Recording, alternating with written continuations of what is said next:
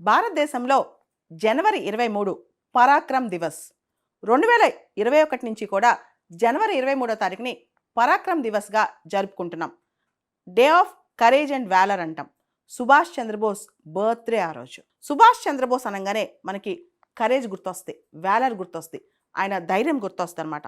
ఆయన ఒక మాట ఎప్పుడు అంటారు, you give me blood I give you freedom అని. నువ్వు నాకు రక్తం అంటే మీరు రక్తం చిందించగలిగితే మనం స్వతంత్రాన్ని తీసుకొచ్చుకోవచ్చు అంటారు. ఆయన పుట్టుక ఒక అద్భుతం, చావు ఒక మిస్టరీ. అంతేకాదు ఆయన ఈ రోజుకి కూడా చనిపోయినా సరే మనలో ఒక కరేజ్, ఒక ధైర్యం నింపిన వ్యక్తి అనమాట, నింపుతున్న వ్యక్తి అని చెప్పుకోవచ్చు. ఆయన ఒరిస్సాలో పుట్టారు. తర్వాత ఆయన చనిపోవడం అనేది 1945లో ఒక మిస్టరీ అనమాట. ఇప్పటికి కూడా ఆయన ఎలా చనిపోయారు అనే దాని మీద చాలా కాంట్రవర్సీస్ ఉన్నాయి. కానీ భారత ప్రభుత్వం మాత్రం ప్రతిసారి ఆయన గౌరవిస్తూనే వస్తుంది. ఆయనకు సంబంధించి చాలా చాలా కొత్త కొత్త ఆలోచనలు చేస్తూనే వస్తుందన్నమాట. అండమాన్ నికోబార్ ఐలాండ్స్లోని రాస్ ఐలాండ్స్ అని ఒక ఐలాండ్ ఉంది. దానికి సుభాష్ చంద్రబోస్ ద్వీప్ అని చెప్పి పేరు పెట్టింది. అంతేకాదు ఇండియా గేట్ దగ్గర చాలా పెద్ద స్టాట్యూ కూడా ఆయనది ఏర్పాటు చేశారు 2 సంవత్సరాల క్రితం. ఐఎన్ఏ మ్యూజియం, రెడ్ ఫోర్ట్ దగ్గర ఐఎన్ఏ మ్యూజియం ఏర్పాటు చేశారు. మనకు తెలుసు Indian national army Azad Hindu ఫౌజ్ని లీడ్ చేసింది ఆయన. భారత ప్రభుత్వం ప్రతి సంవత్సరం పరాక్రమ్ దివస్ రోజున జనవరి 23వ తారీఖున Subhash Chandrabose disaster management award కూడా ఇస్తుందన్నమాట. ఇది ఆర్గనైజేషన్స్కి ఇస్తుంది, ఇండివిజువల్స్కి ఇస్తుంది అనమాట. వ్యవస్థలు అంటే ఆర్గనైజేషన్స్కి ఇస్తే కనుక 51 lakhs cash prize plus certificate, ఇండివిజువల్కి ఇస్తే కనుక అంటే వ్యక్తులకి ఇస్తే కనుక 5 లక్షల క్యాష్ ప్రైజ్, ఒక సర్టిఫికేట్ అనమాట.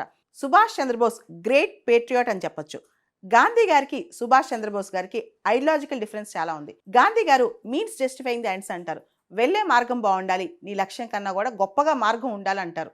అదే సుభాష్ చంద్రబోస్ మాత్రం మార్గం ఎలా ఉన్నా పర్లేదు, ఎండ్ చాలా ఇంపార్టెంట్, నువ్వు ఏ మీన్స్ అయినా ఫాలో అవ్వు, నీ లక్ష్యం చాలా గొప్పగా ఉండాలని భావించే వ్యక్తి అనమాట. సుభాష్ చంద్రబోస్ గారి గురించి మనం గమనిస్తే ఆయన హిట్లర్ని కలిశారు, ముస్సోలిని కలిశారు. అంతేకాదు జపాన్ సపోర్ట్తో భారతదేశానికి స్వతంత్రం తీసుకురావాలని కూడా ఆయన కోరుకున్నారనమాట.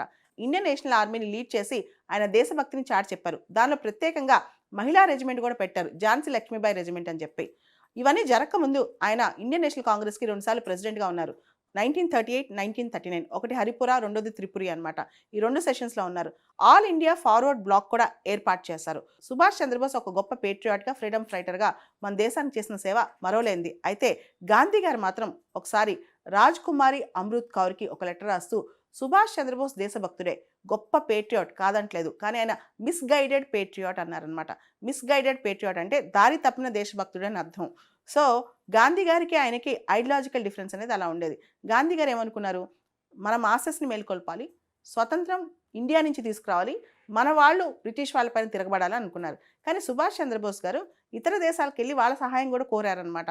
ఆ దిశగానే ఆయన రష్యాకి వెళ్ళారు, జర్మనీకి వెళ్ళారు, ఇలా రకరకాల దేశాలకు వెళ్ళి మనకు స్వతంత్రం కోసం వాళ్ళని రిక్వెస్ట్ చేశారనమాట.